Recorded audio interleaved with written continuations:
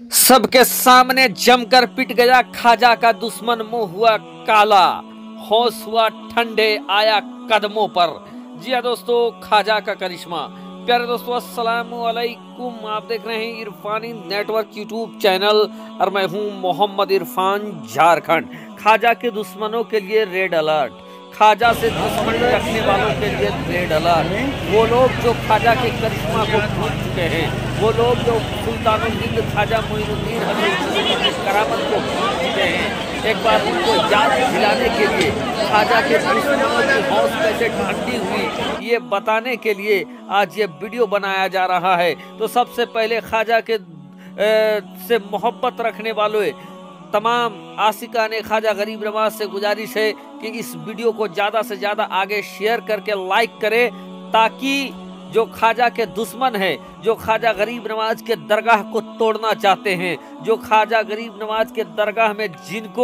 जिनको ख्वाजा गरीब नवाज के दरगाह में मंदिर दिखाई दे रहा है, उनका होश ठिकाना में आ जाए। चलिए दोस्तों, वीडियो का आगाज करते हैं। आपसे अदबन गुजारिश करेंगे कि चैनल को सब्सक्राइब कर लें और ज़्यादा से ज़्यादा इसको शेयर कर दें। दोस्तों, इस समय नफरत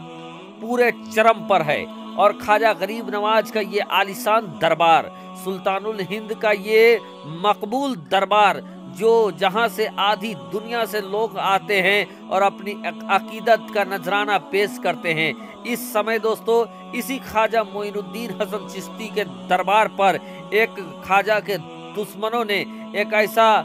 झूठा भौतान तराशी किया है कि कहा गया है कि ये ख्वाजा गरीब नवाज का दरबार नहीं बल्कि ये एक मंदिर है। और उसके बाद से दोस्तों जैसे भारत के अंदर जलजला सा आ गया है। जो खुद्दाम ख्वाजा गरीब नवाज हैं तिलमिला उठे हैं और इनको खुली चेतावनी और चुनौती दे रहे हैं, तो वही आशिकाने ख्वाजा गरीब नवाज भी अपना आपा खो रहे हैं कि सुल्तानुल हिंद के दयार में अब ख्वाजा के दुश्मनों और इस्लाम के दुश्मनों की इतनी हिमाकत बढ़ गई है कि सीधे तौर पर इस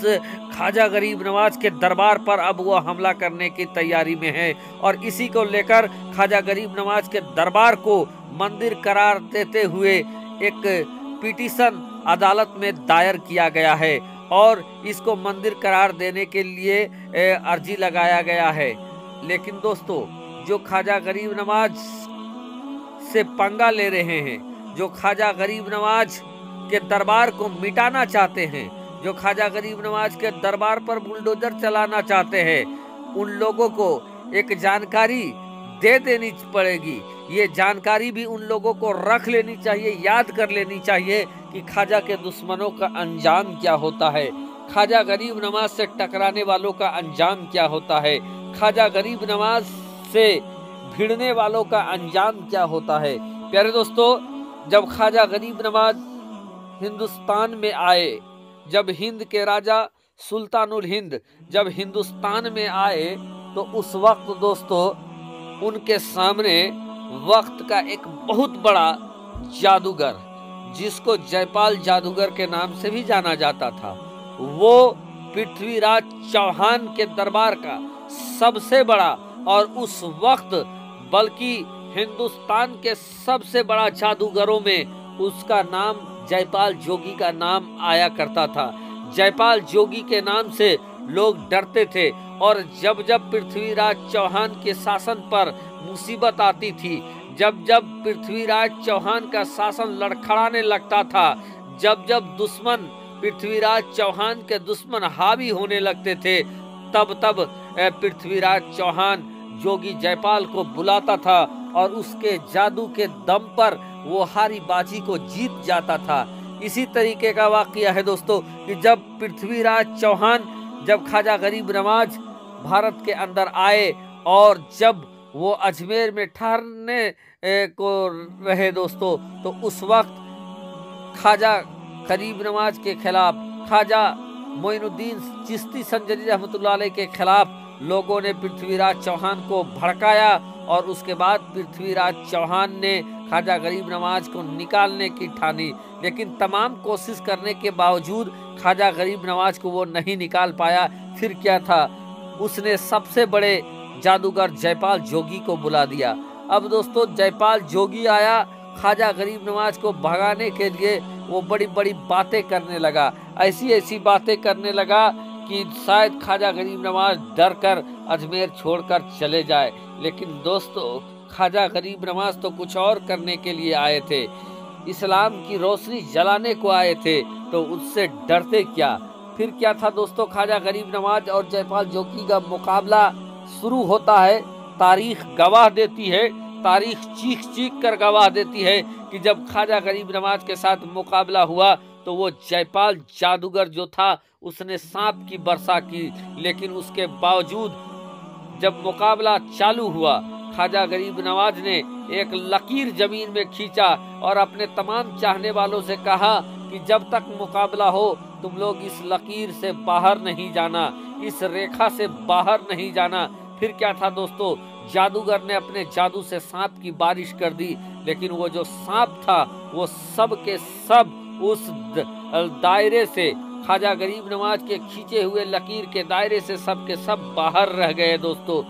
उनके शागिर्दों को कुछ नहीं हुआ, उनके मुरीदों को कुछ नहीं हुआ। फिर क्या था, उसने आग की बारिश किया, लेकिन जो आग था वो भी उस लकीर के बाहर ही सारे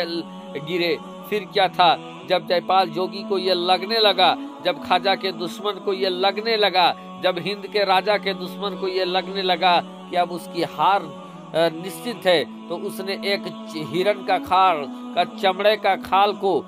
हवा में फेंकता है और उस पर सवार होकर उड़ने लगता है और उड़कर ख्वाजा गरीब नवाज पर हमला करने के फिराक में था। इतने में हिंद के राजा, हम सब के ख्वाजा महाराजा को जला लाता है। ख्वाजा गरीब नवाज अपने खड़ावन को हुक्म देते हैं कि जा और उसको नीचे ले आ। फिर क्या था दोस्तों, आज के जमाने का जो ड्रोन होता है, आज के जमाने का जो मिसाइल होता है, आज के जमाने का जो हेलीकॉप्टर होता है, एरोप्लेन होता है, उससे भी ज्यादा तेजी के साथ ख्वाजा के कदमों में पड़ा रहने वाला खड़ावन, उनका चप्पल उड़ता है, आसमान में उड़ता है और जाकर सबके सामने पीटना चालू कर देता है। जयपाल जोगी को इस कदर पीटता है, इस कदर पीटता है कि उसको ऐसा लगने लगा कि अगर हम नीचे नहीं आए तो ये चप्पल, ये खड़ावन हमें पीट पीट कर इस दुनिया से हमारी हस्ती को मिटा देगा। फिर क्या था दोस्तों, पीटते पीटते जयपाल जोगी ख्वाजा गरीब नवाज के कदमों में उतरकर गिर जाता है, माफी मांगता है, कलमा पढ़कर मुसलमान हो जाता है। तो मेरे ख्वाजा ने उस वक्त भी खड़ावन को हुक्म दिया था और ख्वाजा को जला ला जाए, तो अब भी मेरे ख्वाजा पर वो ताकत है कि अपने खड़ावन को हुक्म देंगे और आज के जयपालों को पिटा कर रख देंगे।